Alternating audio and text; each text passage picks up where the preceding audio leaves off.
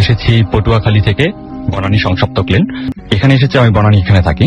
আমার সাথে যে ঘটনাটি ঘটেছে সেটা ঘটেছে 2002 সালে, এবং তখন আমি ক্লাস 8-এ পড়ি। আমার শখ ছিল মাছ ধরা, এবং সেই শখই আমাকে একদিন বিপদে ফেলে দেয়। তখন বর্ষাকাল, আমাদের বাসার সামনে বড় একটা মাঠ, তবে মাঠটি অনেক নিচু, কারণ সেখানে একসময় পুকুর ছিল। সেটি ভরাট করা হয়েছে। শুকনোর সময় সেখানে ছেলেরা খেলাধুলা করে, এবং বর্ষার সময় প্রায় কোমর সমান পানি থাকে সেখানে। আচ্ছা, তো আমাদের বাসা থেকে বেশ কিছুটা দূরে, প্রায় 60 থেকে 70 ফুট দূরত্ব, মাঠের অন্য প্রান্তে একটি মাত্র ঘর ছিল, এবং তার পাশে অনেকগুলো গাছ ছিল, এবং সেখানে একটি তেঁতুল গাছ ও একটি বট গাছ ছিল। তো যেদিন আমার সাথে ঘটনাটি ঘটে, সেদিন সকাল 11টার দিকে আমি ওই মাঠ থেকেই একটি 2 হাত লম্বা একটা গজাল মাছ ধরি। সেই লোভী হয়তো প্রতিদিনের মতো ওই দিনও বেরিয়ে পড়েছিলাম, তবে আমার মা আমাকে বাধা দিত মাছ ধরতে যেতে। তার বাধা উপেক্ষা করে আমি বেরিয়ে পড়েছিলাম ওই দিন। রাত তখন প্রায় 8টা। আমি বের হয়ে একটি টর্চ লাইট ও একটি মাছ ধরার জল নিয়ে বেরিয়ে পড়ি। বেরিয়ে অনেক দূর ঘোরাঘুরি করে 2টি শোল মাছ ও একটি বোয়াল মাছ ধরি। তার কিছুক্ষণ পরে আমি শুনতে পাই সেই তেঁতুল গাছের নিচে একটি বড় মাছ লাফালাফি করছে। আমি স্পষ্ট শব্দটা শুনতে পাই। শুনে আমি সেখানে দৌড়ে যাই, কিন্তু গিয়ে দেখি সেখানে কোনো মাছই নেই, এমনকি পানিও একেবারে স্পষ্ট পরিষ্কার ছিল।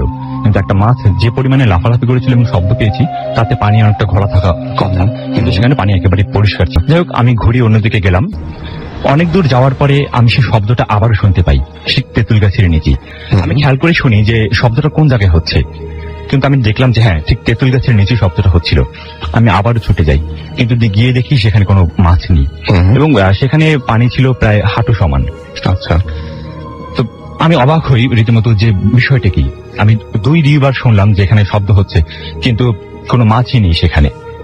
তো আমি সেখান থেকে জাস্ট 4 থেকে 5 পা দূরে সরেছি, তখনই আবার সেই শব্দটা আমি শুনতে পাই, এবং আমার খুব কাছে থাকাতে আমি স্পষ্ট বুঝতে পারি যে আমার পাশেই শব্দটা হয়েছে, খুব কাছেই। আচ্ছা, তো আমি ফিরে তাকাই, তাকিয়ে টর্চের আলোতে দেখতে পাই যে সেখানে একটি প্রায় 3 থেকে 3.5 হাত লম্বা একটি গজাল মাছ সেখানে নড়ছে। তো আমি দেখে সেই মাছটাকে আমি যখনই ধরতে যাই, তখনই মাছটা দৌড়ে পালায়। তো আমি চুপচাপ দাঁড়িয়ে থাকি যে মাছটা হয়তো আবারও এখানে আসবে, যেহেতু আমি অনেকবারই শব্দটা শুনেছি। তো আমি চুপচাপ দাঁড়িয়ে থাকি। কিছুক্ষণ পরে মাছটা আবারও সেখানে আসে, এবং আমি মাছটাকে যখন আবার ধরতে যাই, মাছটা আবারও দৌড় দেয়, এবং আমি তখনই তাকে তাড়া করি। যখন আমি তাড়া করি, মাছটি দৌড় দিয়ে শুকনো জায়গায় উঠে যায় লাফ দিয়ে, এবং তেঁতুল গাছের নিচে। আচ্ছা, তো আমি মনে মনে খুব খুশি হই যে এবার তো আমি মাছটাকে অনায়াসে ধরতে পারবো। আমি যখন উপরে উঠলাম মাছটিকে ধরতে, মাছ তখন ঠিক লাফ দিয়ে অনেকটা উপরে উঠে গেল, রীতিমতো অবাক করার বিষয়, এবং মনে হচ্ছিল যে মাছটির পাখা গজিয়েছে এবং অনেকটা উপরে উঠে গেছে, যেটা স্বাভাবিক অর্থে একটা মাছ লাফ দিয়ে অতটা উপরে উঠতে পারে না। এবং ঠিক তখনই আমার চোখে যায় উপরের দিকে, এবং আমি দেখি তেঁতুল গাছের উপরে একটা ডালে বসা একটা সাদা শাড়ি পরা একটা লোক বসে আছে। তার ফেজ অতটা স্পষ্ট বোঝা যাচ্ছিল না, তবে তার দাঁত দেখা যাচ্ছিল। সে আমার দিকে তাকিয়ে হাসছিল। তো বিষয়টা দেখে আমি খুবই ভয় পাই, এবং তখন আমি মনে মনে দোয়া পড়তে থাকি এবং দৌড় দিয়ে বাসার দিকে চলে যাই। তো আমি যখন বাসার দিকে যাচ্ছিলাম, তখন আমার পিছন থেকে শব্দটা আরো বেশি হচ্ছিল। তখন মনে হচ্ছিল যে আরো অনেকগুলো মাছ একত্রে মিলে সেখানে লাফাচ্ছে, এবং ক্রমশ শব্দটা আমার কাছে চলে আসছে। মনে হচ্ছিল যে আমার পিছনে কেউ কেউ হাঁটছে, আমার তাড়া করছে, এরকম আমার একটা মনে হচ্ছিল। আমি বাসায় চলে যাই। যাই হোক, কোনো সমস্যা আমার হয়নি সেখানে। বাসায় যাওয়ার পরে আমার আম্মুকে আমি বলি বিষয়টা, এবং হাঁপাচ্ছিলাম। মা তখন বললো যে তোমাকে আমি আগেই বলেছিলাম যে তুমি যেও না, কোনো সমস্যা হতে পারে। যাই হোক, তো আমার হাতে যে ব্যাগটা ছিল, আমি আগে বলেছিলাম যে আমি 2টা শোল মাছ এবং একটি বোয়াল মাছ পেয়েছিলাম। সেই ব্যাগটা আমি আমার হাতে তুলে দিই যে এটা রাখো। আম্মু ব্যাগটা হাতে নিয়ে দেখে যে সেখানে কোনো মাছ নেই। তো আমাকে বললো যে আমি কি রাখবো, এখানে তো কিছুই নেই। তো আমি বললাম কেন, এখানে তো 3টা মাছ আছে, 2টা শোল মাছ এবং একটি বল মাছ। তো বললো যে কিছু নেই, আমাকে দেখালো। কিন্তু ব্যাগ একেবারে ভালো ছিল, যে ওখানে কিছু ছিল না। হ্যাঁ, যাই হোক, ছিল না। তো যাই হোক, তো আমি ছোটবেলা থেকে একা ঘুমাতাম। ওই দিন আমি আম্মুর সাথে ঘুমাই, যেন পরবর্তীতে কোনো ভয় না পাই। আসলে ভাই, আমার যখন ঘুম আসছিল চোখে, তখন আমি সেই শব্দটা শুনতে পাচ্ছিলাম, মাছের লাফালাফির শব্দটা। এবং ওই দিন রাতে আমার গায়ে প্রচন্ড জ্বর ওঠে, এবং 2-3 দিন ছিল। যাই হোক, পরে ডাক্তার দেখিয়েছি, ওষুধ খেয়েছি, কোনো ভালো হচ্ছে না। পরে আমার হুজুরে ওষুধ পানি পড়া দিল এবং একটি তাবিজ দিল। যাই হোক, 3 দিন পরে আমার জ্বর ভালো হয়।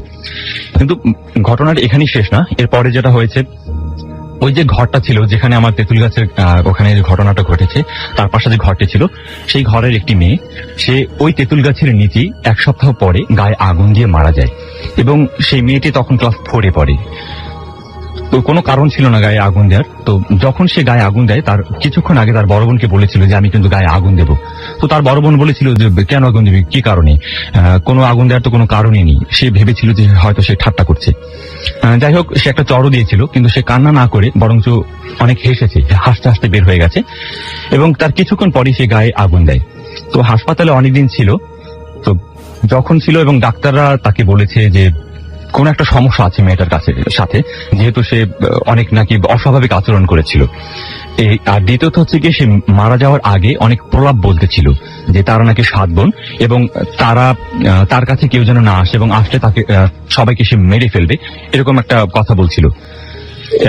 এবং আমাদের মসজিদের যে হুজুর ছিল সেও পরে সেখানে যায় এবং যাওয়ার পরে সেও বলল যে এর সাথে কোনো একটা সমস্যা ছিল। এবং সব থেকে বড় কথা হচ্ছে কি, আমি সাদা শাড়ি পরা যে তেঁতুল গাছের যে ডালে বসা দেখেছিলাম ওই লোকটাকে, ওই মেয়েটা ওই তেঁতুল গাছে ওই ডালে বসে বসেই তেঁতুল খেত। এ হচ্ছে আমার ঘর। আমি দিলওয়ার হোসেন সন্ধি, এসএমএল ঢাকা বিশ্ববিদ্যালয় থেকে এসেছি। তো আমার প্রথম ঘটনাটা আমার মেজো ভাইয়ের সাথে ঘটা। আমরা মেজো ভাই গ্রামের বাসায় থাকে, তো উনি ব্যবসা করে আর কি। তো উনি একদিন মানে ধানের ব্যবসা করে। তো একদিন উনি এবং ওনার ফ্রেন্ড দুইজন মিলে আমাদের গ্রাম থেকে বেশ দূরে একটা হাটে গেছে সাইকেল নিয়ে, মানে ব্যবসা করার জন্য। তো ধান বিক্রি করে সে তারা আসতেছে আস্তে আস্তে অনেক রাত হয়ে গেছে, প্রায় রাত 11টা বেজে গেছে। তো তারপরে যখন রাত 11টা বেজে গেল, তারপরে তারা আস্তে আস্তে যে ঘটনা ঘটতেছে যে আমার ভাইয়ের ফ্রেন্ডের সাইকেলের চেইনটা বারবার পড়ে যাচ্ছে, যে কারণে হচ্ছে কি সে পিছনে পড়তেছে আর আমার ভাইটা একটু সামনে। তো ভাই মাঝে মাঝে পিছনে তাকাচ্ছে আর বলতেছে কি বল তুই তাড়াতাড়ি আয়। তো বলছে আমার সাইকেল চেন পড়ে যাচ্ছে, আমি আসছি। তো এরকম আস্তে আস্তে আমাদের গ্রামে যখন ঢুকবে, তো আমাদের উঁচু একটা রাস্তা আছে, কিন্তু মানে গ্রামে যাওয়ার জন্য সরু একটা রাস্তা আছে, সেই সরু রাস্তায় নামতে হবে। তারপর যখন সরু রাস্তায় সে নামতে যাবে, এই অবস্থায় সে দেখে যে ওখানে সামনে সাইকেলের সামনে মানে একটা বাচ্চা। তখন সে ব্রেক করছে এবং মানে ছোট বাচ্চা, সর্বোচ্চ বয়স 3-4 মাস হবে, এবং সেই বাচ্চাটা ওখানে খুব কান্নাকাটি করতেছে। তো এটা দেখে তোমার ভাই খুব ভয় পেয়ে গেল, কি ব্যাপার এখানে এত রাতে এখানে বাচ্চা আসলো, রাত 11টা মানে এখানে কেউ আসার সম্ভাবনা নেই, আর ওই এলাকায় কখনো ওই সময় লোক থাকবে না, এই স্বাভাবিক। তারপর সে ভয় পেয়ে এখন কি করে বুঝতেছে না, এই অবস্থায় সে তার ফ্রেন্ডকে ডাকতেছে, কিন্তু ফ্রেন্ড একটু দূরে ছিল। তো তারপরে যখন দেখতেছে বাচ্চাটা উনি কান্নাকাটি করতেছে, তখন সে বললো কি সাইকেলটা ফেলে দিয়ে মানে তার ফ্রেন্ডের দিকে দৌড়ে গেছে আর কি, পিছন দিকে। তো যাওয়ার পরে তাকে বলতেছে, তার ফ্রেন্ড ওই দিকে ইতিমধ্যে চলে আসে। তো বলতে কি হয়েছে? তো বলতেছে যে এই তো একটা এখানে বাচ্চা দেখলাম। বলছে কই দেখি চল। তো আসে দেখে যে ওখানে কোনো বাচ্চা টাচ্চা কিছু নাই। তো তারা তো তারপরে খুব ভয় পাইছে। তারপরে ওখান থেকে বাসায় আসার পর আমাদের ঘটনা বলছে। আমি তখন ছিলাম ক্লাস 5-এ, ঘটনা আমি স্পষ্ট মনে আছে আর কি। তো বাসায় বলার পরে বাবা একটু হুজুর টাইপের ছিল, সে দৌড়াদৌড়ি করে বলছে আচ্ছা ঠিক আছে ঘুমা। তো ভাই বিবাহিত যেহেতু, তো ভাবি আর ভাই ঘুমাইছে আর কি। রাত সর্বোচ্চ 2টা কি 3টা হবে, এই সময় হঠাৎ করে ভাবির চিৎকারে আমাদের ঘুমিয়ে গেছে সবাই, মানে খুব জোরে চিল্লে উঠছে। তো তখন আমরা সবাই ভয় পেয়ে গেছি, কি ব্যাপার। তো মানে ভাইদের রুমে আসলাম, এসে যেটা দেখলাম যে ভাই এবং ভাবি দুইজন ভয় কাঁপতেছে, প্রচন্ড সে ভয়ে কাঁপতেছে, থামানো যাচ্ছে না, এরকম খুব ঠক ঠক করে কাঁপতেছে। আমরা তখন খুব ভয় পেয়ে গেছি। আমি তখন ছিলাম আর কি। আমার বাবা তখন তাদেরকে একটু দোয়াদত করে সাব্যস্ত অনেক ঠান্ডা করে বলতেছে কি হয়েছে, সমস্যা কি বল। তারপরে ভাই যেটা বললো আর কি, যে সে রাতে তার কাছে মনে হচ্ছে যে স্বপ্ন দেখতেছে এরকম, যে একটা মেয়ে, একটা মহিলা অনেক সুন্দর এবং সাদা কাপড় পরে তাকে এসে ডাকতেছে এবং বলতেছে যে তুই চল আমার সাথে চল, তুই আমার বাচ্চাটাকে ফেলে আসলি, আমার বাচ্চাকে নিয়ে গেলি না, তুই দৌড়ে আসলি কেন। এর মতো হাত ধরে টানতেছে। আর এই অবস্থা হঠাৎ ভাইয়ের ঘুমিয়ে গেছে এবং ঘুম ভেঙে যাওয়ার পরে যেটা দেখে যে হ্যাঁ বাস্তবেই সে ওটা দেখতেছে, আসলে স্বপ্নে না, হ্যাঁ সত্যি একটা মেয়ে তাকে হাত ধরে ডাকতেছে। এবং তখন ভাই খাটের চৌকাট আছে ওটা ধরে খুব নিজেকে যাবে না তার সাথে, এরকম করে ধরে আছে, আঁকড়ে ধরে আছে। আর এদিকে ভাবিকে ডাকতেছে যে ওটা তো একটু। তখন ভাবি উঠছে, ভাবিও দেখছে যে হ্যাঁ, ভাবিও চাক্ষুষ দেখছে যে একটা মহিলা তার এরকম, এবং টেস্ট এরকম মনে নাই, কিন্তু দেখতেছে একটা মহিলা টাইপ। এবং তখনই ভাবি চিৎকার করে উঠছে। আর ভাবি যখন চিৎকার করে উঠছে তখনই আমরা শুনতে পাচ্ছি, আমরা গেছি। তো যাওয়ার পরে যে ঘটনা, তারপরে ভাই ভাবিকে উনি মানে বাবা ইয়ে করার পরে দোয়াদুল করার পরে তার সাব্যস্ত হয়েছে। এটা হওয়ার পরে ঘটনা যেটা, তারপরে দিনই ভাইকে ইয়েতে নিয়ে যাওয়া হয়েছে একটা হুজুরের কাছে, তাবিজ দিতে, এবং তারপরে আর কোনো সমস্যা হয় নাই। কিন্তু জাস্ট তার 1 বছর পরে আমার ভাইয়ের একটা মেয়ে হয়। মেয়ে হওয়ার পরে ঘটনাটা তার সাথে শুরু হয়েছিল। সে যখন 4-5 বছর বয়স, তখন একদিন রাত্রিবেলা আমরা সবাই ঘুমাইছি, হঠাৎ করে দেখি যে ওই মানে আমার ভাতিজি উনি হঠাৎ করে চিৎকার করে উঠছে এবং সে চিল্লাই উঠতেছে যে আমাকে মেরে ফেলে দিল, আম্মু আমাকে বাঁচাও, আমাকে জবাই করলো, এরকম চিল্লাফাল্লা করতেছে। তখন সবাই আমরা গেলাম এবং দেখলাম যে বাচ্চাটার মুখ পুরাটা কালো এবং পুরো শরীর পুরো শক্তের মতো হয়ে গেছে। তখন আমার কি ব্যাপার, কি হয়েছে, এবং আমরা মনে করেন কোনো হয়তো রোগ, কোনো অসুখ হয়েছে, এরকম কোনো হতে পারে। তখন আমরা সবাই তাকে দোয়া দরুদ করে প্রায় 10 মিনিটের মধ্যে এরকম ছিল, সে চিল্লাচিল্লি, অনেক অবস্থা চেঞ্জ ছিল না মানে আমার ভাতিজে। তারপরে তাকে ভালো হওয়ার পরে পরের দিন তাকে ডাক্তারের কাছে নিয়ে যাওয়া হয়েছে। ডাক্তার কোনো ওইরকম কোনো সমস্যা পায়নি, কিন্তু জাস্ট ওষুধ দিয়েছে আর কি। তারপর আসার পরে দেখা গেল পরের দিনে আগের দিন যে সময়টুকু হয়েছে পরের দিন ঠিক একই সময়ে ওই একই রকম চিল্লে আমার ভাই শুরু করছে। এবং তখন আবার এরকম যাওয়া হয়েছে, যাওয়ার পর দেখে যে হ্যাঁ তারও তখন ওই রকম অবস্থা, খুব খারাপ অবস্থা। তো তখন তাকে আবার এরকম 3-4 দিন হয়েছে। আমার পরে যখন হলো যে তখন মনে হলো যে না আমার এর সাথে কোনো একটা খারাপ কিছু হতে পারে, তখন আবার একটা হুজুরের কাছে নিয়ে যাওয়া হয়েছে। তখন হুজুর যেটা বললো আর কি যে ওনার সাথে, ওনার বাবার সাথে, আমার ভাতিজা, আমার ভাইয়ের সাথে যে ঘটনাটা ঘটছে, উনি আর কি আমার ভাইয়ের সাথে যখন তাবিজ দেওয়া হয়েছে আমার ভাইকে, তখন এর আগে আর কি ক্ষতি করার জন্য আমার অনেকদিন ধরে কিছু করতে পারেনি আমার ভাইকে, এবং তার কারণে তার মেয়েকে ধরছে। এবং মেয়েকে ধরার কারণে যেটা হয়েছে আমার ভাতিজি ওইরকম সমস্যা হয়, এবং হয়তো বা বেশি দিন সমস্যা হলে সে মারাও যেতে পারে, এরকম কোনো সমস্যা বলছে। তারপরে আমরা অবাক হইলাম এটা যে আমাদের ওই কবিরাজটা আসলে এগুলো ঘটনা কিছু জানতো না, সে কেন জানি বলতে পারলো যে না এটা তার সাথে তার বাবার সাথে হয়তো কোনো একটা সমস্যা ছিল, এরকম হয়েছে। তো তারপরে কবিরাজ আমার ভাতিজিকে তাবিজ দেওয়ার পরে এবং আমাদের বাসায় এসে বা পুরো বাড়িটা দোয়া দূর করে ইয়ে করে দেওয়ার পরে তারপর থেকে আর ওরকম কোনো সমস্যা হয়নি। আমি সন্ধি, আর আমি এসএমএল ঢাকা বিশ্ববিদ্যালয় থেকে এসেছি। আর আমার পরবর্তী যে ঘটনাটা, এটা আমার এক ফ্রেন্ডের সাথে ঘটা, এবং তার ফ্রেন্ডের বাসা ঢাকার দোয়ারে, এবং সে আমার হলের ফ্রেন্ড তানিম। তো তারপরে সে যে গত বছর সে বাসায় গেছিল, তো তাদের বাসা থেকে প্রায় 4-5 কিলো দূরেই ছিল পদ্মা নদী, এবং তারা ওখানে পদ্মা, আমিও গেছিলাম ওখানে গিয়ে পদ্মা নদীর ওখানে আমরা অনেক মজা করছি। তো সে যেটা হয়েছে গত বছর যাওয়ার পরে ওখানে এক ফ্রেন্ড, গ্রামের যে ফ্রেন্ড ছিল, তাকে সে বলছে যে দোস্ত চল আমরা পদ্মার পরে একটু ঘুরে আসি। তো রাত প্রায় তখন 10টার মতো বাজে। তো বলতে চল ঠিক আছে। তো মোটরসাইকেল নিয়ে গেছে। তো মোটরসাইকেল আসলে আমার বন্ধুটাই চালাচ্ছিল। তো তারপর তারা নদীর পাড়ে গেছে, যাওয়ার পরে যেটা হয়েছে যে লোকজন কেউ নাই, কারণ নদীর পাড়ে ওই সময় রাত 10টায় ওই সময় কেউ থাকে না, মাঝি টাঝি কেউ নাই, 2-1টা নৌকা ওখানে ঘাটে হাতে বাঁধা আছে।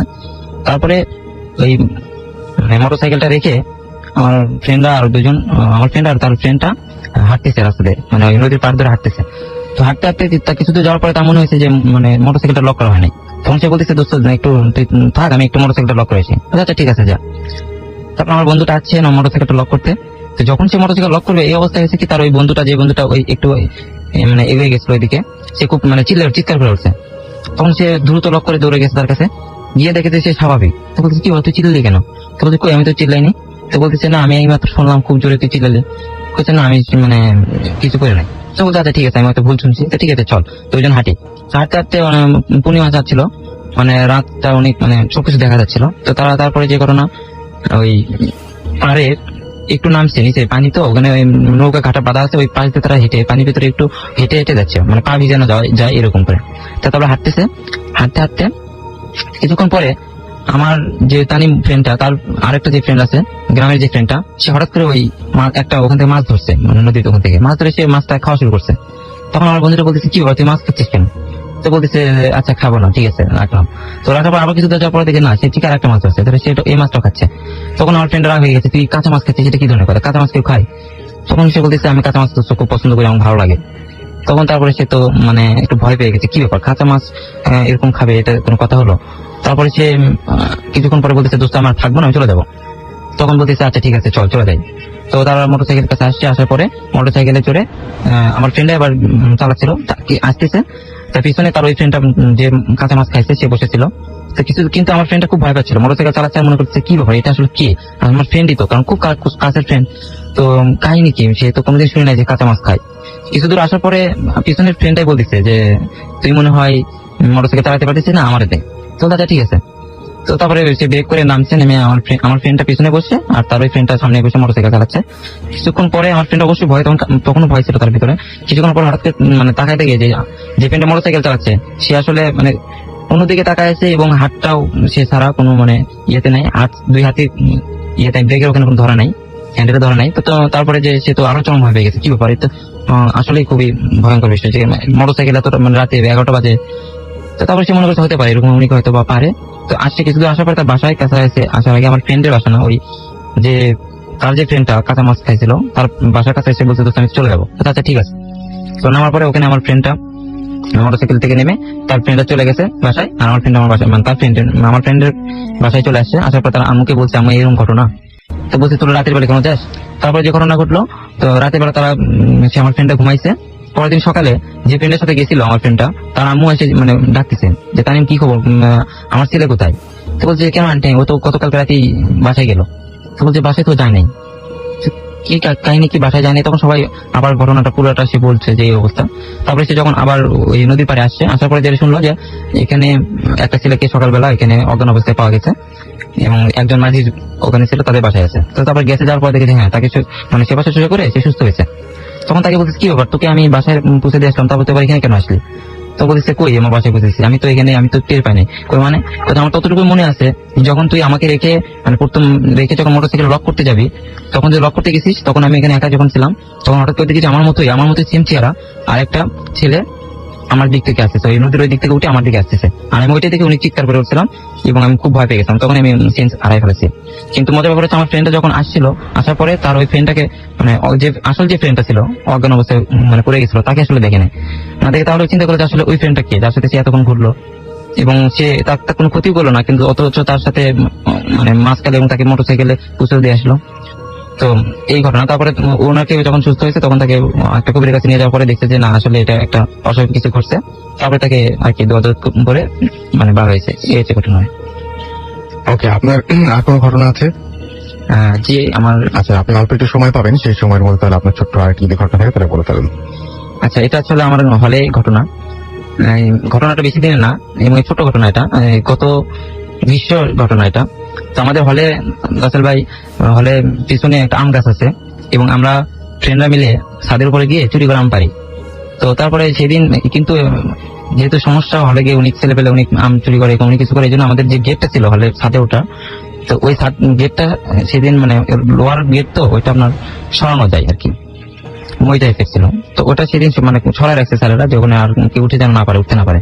তো আমি আমার আরেক ফ্রেন্ড দুইজন মিলে মসজিদের ভিতরে আমাদের মসজিদের ভিতরে একটা জানালা আছে, জানালাটা পার হয়ে ছাদে ওঠা যায়। তো আমরা জানালা খুলে ছাদে উঠছি, ওঠার পরে যে ঘটনাটা আম পারবো, তো আমার ফ্রেন্ড, আমাদের ছোট একটা টর্চ ছিল, তো আমরা যখন আম পারবো তখন গাছের দিকে লাইট মারছি, মারার পরে দেখি যখন আমাদের ফ্রেন্ড ওখানে বসে আছে। তো আমরা তো এটা দেখে আরো ভয় পেয়ে গেছি, কি ব্যাপার এই এত রাতে, রাত তখন প্রায় 2টা বাজে, মানে আমরা তোকে বলছি কি ব্যাপার তুই এখানে আম পাড়তে আছিস একা একা, সে কোনো কথা বলতেছে না। তখন তো এটা শুনে আমরা আরো ভয় পেয়ে গেলাম এবং তখন তার চোখের দিকে যখন আমরা তাকাইছি তখন দেখি যে না, তার চোখটা পুরো প্রায় রক্তের মতো লাল এবং এটা আমাদের দিকে আরো মানে এমন ভাবে তাকাই আছে এবং আমাদের ভয় দেখা দিচ্ছে। আমরা এটা খুবই ভয় পেয়ে গেছি, আমি আমার ফ্রেন্ড। সে তো এরপরে বলতে আমার যে পাশে যে ফ্রেন্ড ছিল সে তার ধমক গেছে, এই তুই ফাজলামি করতেছিস কেন, এরকম কিছু। আর এই ঘটনার পরপরই আমার যে ফ্রেন্ডটা গাছে ছিল, তো ওখান থেকে সে সাথে সাথে গাছের একদম নিচে লাফ দিচ্ছে। লাফ দেওয়ার পরেই মানে এমন একটা আকার ধারণ করছে, আসলে ওটা স্পষ্ট আমি বলতে পারবো না, কারণ টর্চটা আমরা সাথে সাথে মানে নিচে দিতে পারি নাই। তো এমন একটা আকার ধারণ করছে মানে প্রায় বড় একটা বিড়াল টাইপের এরকম কিছু কালো করে সে মানে মুহূর্তের মধ্যে ভ্যানিশ হয়ে গেছে। তো এটা ঘটনা আমরা খুব ভয় পাওয়ার পরে আমরা নিচে নেমে এসে ওই ফ্রেন্ডের বাসা মানে হলে রুমে গেছি, যে ফ্রেন্ডটা কাছে ছিল, গিয়ে দেখি সে ঘুমাইতেছে, কারণ রাত 2টা বাজে স্বাভাবিকভাবে ঘুমানোর কথা। তো তারা ডেকে বললাম কি করতে ওখানে কেন গেছিলি, তো বলতেছে না আমি তো ওখানে যাইনি, আমি তো আসলে এখানেই ঘুমাইছি।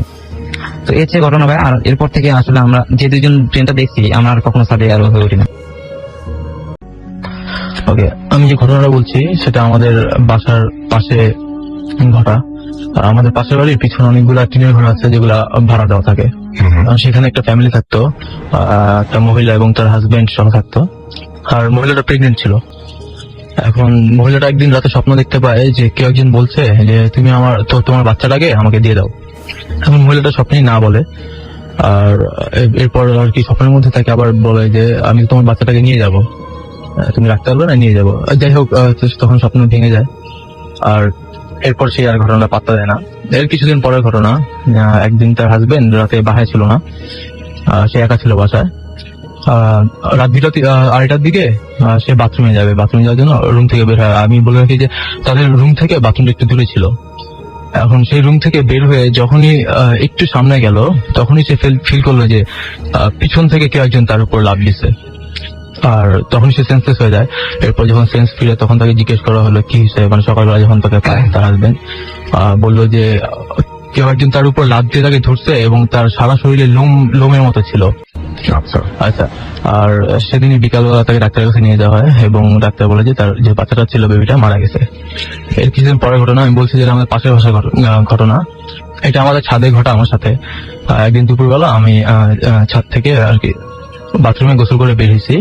বের হওয়ার পর জাস্ট কিছু স্টেপ সামনে যাব, তখনই ফিল করি যে কেউ একজন লাফ দিছে। ছাদে কেউ ছিল না, লাফ দিছে। আর ভাই জানেন যে ছাদের উপর কেউ লাফ দিলে একটা আওয়াজ হয়, আর সেটা টাইপের একটা আওয়াজ হয়। হ্যাঁ, ধূপ টাইপের একটা আওয়াজ হয়, সেটা আমি পুরো ফিল করতে পারি, বাট ওইখানে কেউ ছিল না। তখন আমি দৌড়ে রুমে চলে যাই। ঘটনা এখানে শেষ নয়, এই যে এটাকে আরেকজন দেখছে, সেটা হলো আমাদের দুতলা যে ভাড়াটিয়া থাকতো সোহেল ভাই। সে একদিন আর কি সে একদিন মানে বাসায় একা ছিল, তার বাসায় কেউ ছিল না, একা ঘুমাচ্ছে, তার রুমে লাইট বন্ধ। এখন তার রুমে লাইট বন্ধ কিন্তু বারান্দায় একটা ডিম লাইট ছিল। তো মানে সে শুয়ে আছে বাট চোখটা তার খোলা। এখন হঠাৎ করে খেয়াল করলো যে কেউ একজন তার যে দরজাটা ভিজানো ছিল সেটা আস্তে আস্তে খুলছে। এখন খুলতেছে, সে তাকিয়ে আছে, মানে এমন সময় দেখলো যে একজন যে ঘরের ভিতরে ঢুকতেছে 6 ফিটের মতো লম্বা, তার সারা শরীরের লোম, এবং হাঁটতে হাঁটতে তার রুমের প্রায় তার বিছানার কাছে চলে আসছে। এমন সময় আর কি সে বেডশিট অন করলো এবং লাইট জ্বালার পর দেখলো সব ভ্যানিশ, কিছু নাই রুমের মধ্যে। এটা ছিল ঘটনা।